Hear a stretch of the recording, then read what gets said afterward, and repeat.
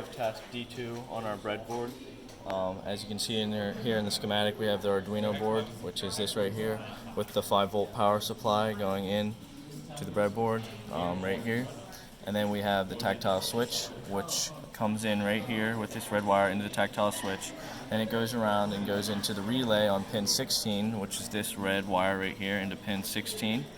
And then pin 1 is connected to ground, which is seen by this blue wire.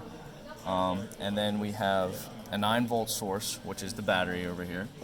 And the positive lead of the battery goes into the diode right here, seen by this purple wire.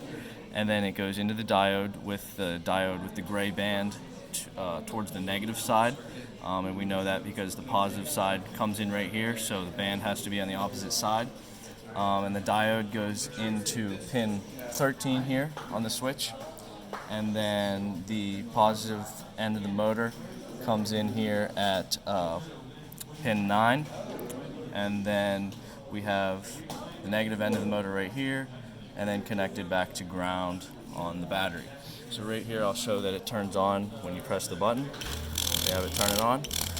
And the reason why this happens is because when the switch turns on, when the button's pressed, this here switches to pin 9 and connects current to flow through the 9-volt supply so that it can flow through from pin 13 into pin 9 and go through the motor.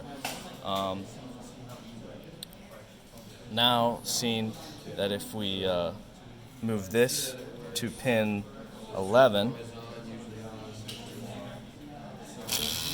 then we see the motor turns on when the button is not pressed, but when the button is pressed, it turns off. So it reverses it because of the switching mechanism in the relay.